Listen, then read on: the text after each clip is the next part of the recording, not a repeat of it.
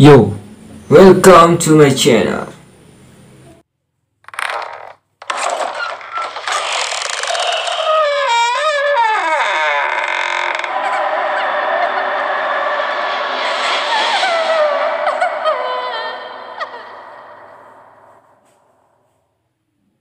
Oke, balik lagi di channel gua Bang Im. Jadi kita kali ini mau bikin konten horor lagi, mau ngereaksiin horor lagi, horor di TikTok. Ini mau cari hantu malam ini. Buat kalian yang belum subscribe, tolong subscribe dulu, like, comment, share ke teman-teman kalian supaya channel ini bisa berkembang gitu. Karena gue ini pengen berkembang gitu, jadi kalian harus bantu gua gitu. Oke lah ya. Jadi gak usah lama-lama lagi lah, langsung aja ke videonya, let's go.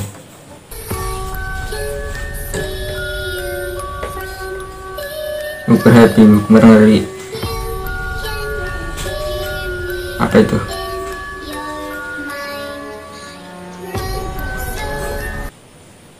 Ya, mungkin aja kan pelanggan kan? Sih kan baru makan, kita kan itu pelanggan atau pelayannya kan nggak tahu kan kalian ini. Bukan berarti kan, mungkin kan karena pas aja tuh mukanya kan jadi kayak serem gitu. Aduh, kali ya positive thinking aja, kalian harus positif loh. Nggak ada hantu sebenarnya tuh, nggak takut hantu. Apa itu setan?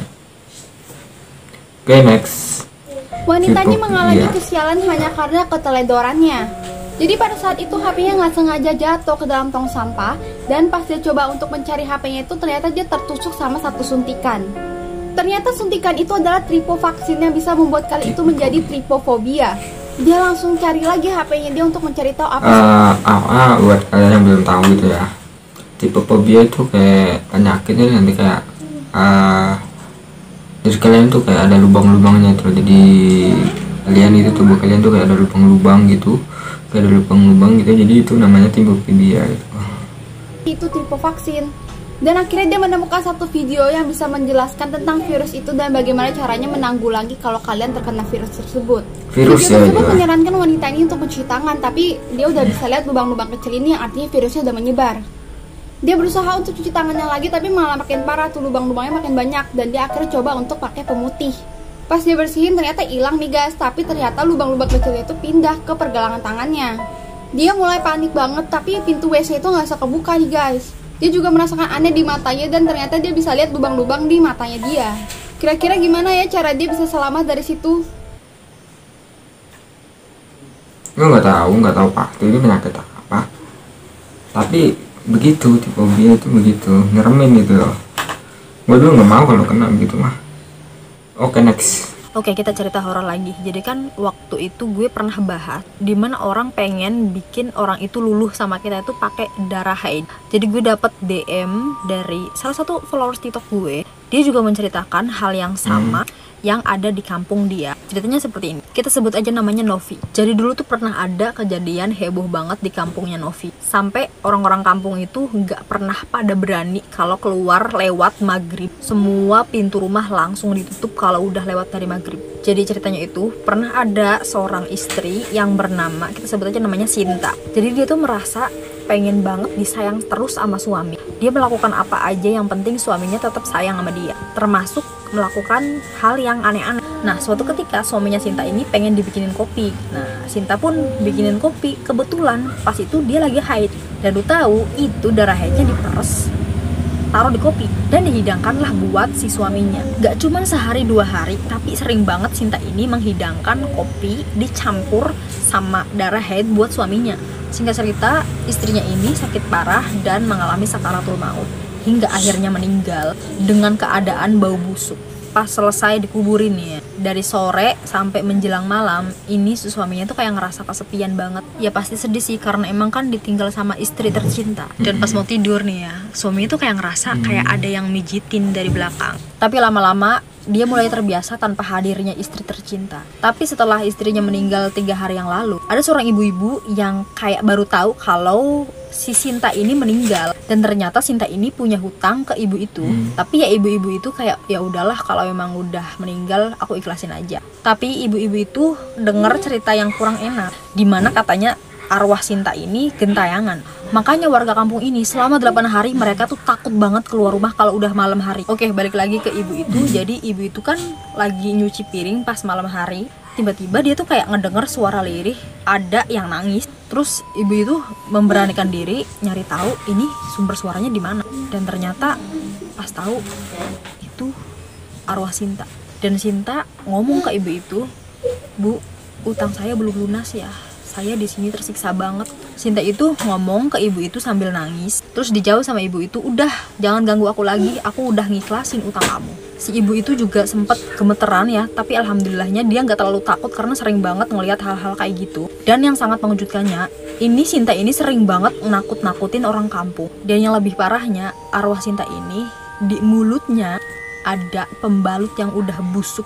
Itu karena semasa hidupnya dia melakukan hal-hal yang pokoknya buat kalian jangan pernah ngelakuin hal-hal yang seperti itu karena dampaknya bisa fatal banget. Bener ya, bener.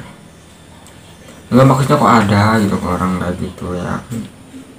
Itu jorok gitu loh. Apa sih? Ya nggak mungkin lah. Rasa sayang kan datang dari kita sendiri gitu loh. Nggak mungkin pakai cara-cara gitu kan. Nggak mungkin, gua nggak percaya itu. Karena itu nggak lazim gitu loh. Kalian tuh jangan ya gitu ya. Apa ya? Nggak bagus gitu loh. Kalau mau disayang ya lakuin aja apa yang wajarnya aja gitu loh. Nggak begitu horor juga sih. Oke, next.